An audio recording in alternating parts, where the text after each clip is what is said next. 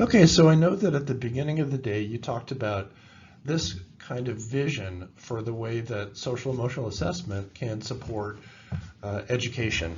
And the basic idea of this slide is that assessment is in the best position to support teaching, learning, and student outcomes when what you're assessing is the same thing that is in the state standards, the competencies that say what competencies students should know and be able to demonstrate at different grades, and that those are the same things that are the goal of your social emotional programming efforts, whether it's explicit instruction or other strategies.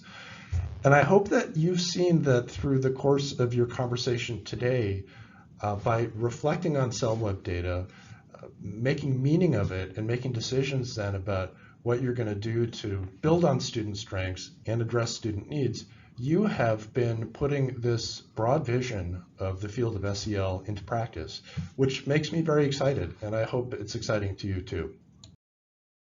Now let's step back and look at what the kind of gold standard practices are within each of the areas that are part of this broad model of SEL. And let's start by focusing on teaching and learning, which really involves educational actions and activities that are designed to support the development of social and emotional competencies. Now, there are a number of ways that you can think about how to approach the task of nurturing the social and emotional competencies that we think all students should know and be able to demonstrate. The rightmost box that says what in student competencies really reflects the kind of explicit instruction approach. Now, we know that when you use an evidence-based SEL program like a Second Step or an Open Circle or Sanford Harmony or PATHS or Getting Along Together, any one of those programs that's in the CASEL program guide, when you use those programs with sufficient intensity and quality, they're really likely to benefit student outcomes. It's not always easy to implement them with sufficient quality and intensity. I totally understand that, but we know from meta-analyses and other studies of the effects of these programs that when you do it right, they work. Is that the only approach? It isn't. If you look at the middle box, the how that has to do with teacher practices, we know that apart from explicit instruction of social and emotional competencies, the ways that teachers go about their daily business has an impact on student academic, social, and emotional outcomes. So for example, the team at a company called Teachstone out of the University of Virginia has developed an observational teaching practices assessment system called the CLASS. And the CLASS is designed to measure 3 dimensions of instruction, particularly focused on the preschool and elementary grades. One is the quality of the climate, the emotional climate that teachers develop. A second is classroom management practices. And a third is instructional supports.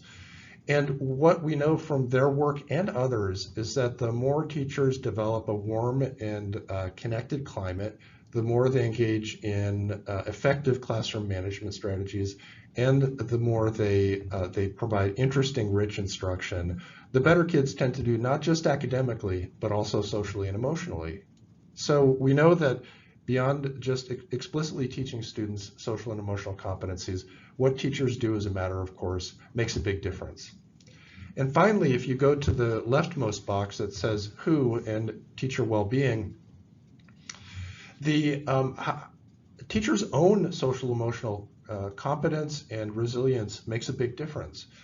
Teaching is a very stressful profession. You know this better than I do. Tish Jennings published a piece a few weeks ago saying that being an elementary age teacher is about as stressful as being a doctor in an emergency room, which doesn't surprise me a bit. And it explains relatively high rates of turnover in the teaching profession and somewhat high rates of burnout. Now we know that how teachers are feeling, whether their buckets are full, makes a difference in terms of their ability to reach their children and support them. We know this because Tish Jennings and her colleagues developed a teacher wellness intervention called CARE. And CARE involves, I think it's 8 or 16 sessions of group training of teachers. And they basically teach teachers mindfulness and other social emotional coping strategies. Teachers like it a lot because it's really focused on helping them take care of themselves. And what they learned is that when teachers go through this care intervention, they end up feeling less burnout, and they end up actually demonstrating higher scores on the class instrument. So in other words, their teaching quality goes up, and in fact, student outcomes benefit as well. So the point of this slide is to say that there are actually multiple avenues to supporting student social and emotional competence, from taking care of teachers to supporting strong instructional practices to explicit instruction of social and emotional competencies. All of those have evidence of efficacy. I will say, though, as a sort of side note, that if you don't, I would say you should engage in explicit instruction of social and emotional competencies, because without doing that, it's very easy to lose track of the extent to which you're engaging in practices that are designed to support social and emotional competence development. So even though there are lots of roads to Rome, I think one of the most essential is to intentionally and explicitly teach students the skills that we want them to know. Well, what about the assessment part? What's the gold standard for assessment? Well, one of the things that's really important to know about assessment is that there's no such thing as a valid assessment. And what I mean by that is that no assessment is valid for all purposes. Assessments can be valid for one purpose, but not another. For example, if your goal is to screen and identify children with or at risk for problems, then there are certain assessments, teacher rating scales and screeners, that are validated for that purpose. They're good at identifying kids who are at risk of challenges. But they might not be good assessments to inform instruction. They might not be valid for that purpose. Other assessments, like CellWeb, are designed to inform how you go about instruction and to measure student progress. So CellWeb is valid for those purposes, but it's not valid for screening, identification, and diagnosis. So to a kind of general principle, that assessment is a process, and what's important right off the bat is to figure out what you want to assess and how you intend to use the assessment data. Only when you figured out the what and the why can you know which assessment tool is the right one for you. So in our case, you've decided to measure competencies that are in the Michigan standards and that are the target of instruction in evidence-based programs. And your intended use is to use the assessment data to guide your actions in the classroom and the school to support student development, and then to measure progress over time. So given the targets, the things you want to measure and the reasons you want to measure them, it makes a lot of sense to use CellWeb as your assessment tool.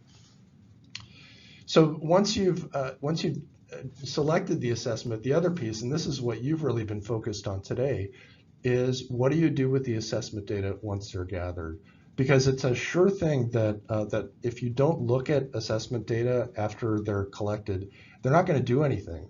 You have to sit down, you have to reflect on the data, you have to interpret its meaning in order to come to some understanding of what the data say about your students' strengths and about your students' needs, to the extent that you can then say, well, based on what I've learned, I'm going to make some decisions about what to do to build on those strengths and support those needs. And that's really what today has been all about, is the data use part.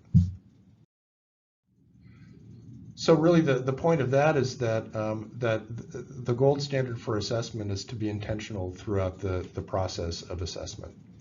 Now, what's the gold standard for teaching and learning to be informed by assessment, and for assessment to be able to measure the products of teaching and learning efforts? Well, I think that that is this model that we described earlier, which is really to use data initially to make some plans about what you're going to do those things, then study the impact of those efforts and repeat the cycle. Plan, Do, Study, Act. And I would say that what you're doing today is using data about student social and emotional competencies to engage in this continuous improvement cycle. It is reasonable and probably a good thing to have other forms of data to inform this process too. For example, student perceptions of climate is a really powerful source of information that can be used to guide adult actions. How safe do students feel? How much do they feel that their relationships with peers and adults are positive? How much do they feel that they're being supported as learners? Those kinds of perception data, in addition to and in conjunction with social and emotional competence data, I think it's a powerful combination for guiding action and evaluating the outcome of those actions. And then finally, the other source of data that I think can complement this is implementation data. You know, what's happening in classrooms? How much are teachers teaching lessons in a SEL scope and sequence? How long are they spending on those lessons? How is it going when they are teaching those lessons? Those kinds of bits of information are really important, and we're developing to address this kind of information need beyond student social and emotional competence. We're developing a brief student climate survey and a brief teacher survey of implementation, so that you can put these pieces together to the extent that they suit you and would advance your work to engage in this Plan, Do, Study, Act cycle and have a benefit to students. If you have any questions, feel free to drop me an email or visit our website. We have lots of good information on there. Sorry I couldn't be there in person. I hope that you had a great day, and I look forward to meeting you in person at some point.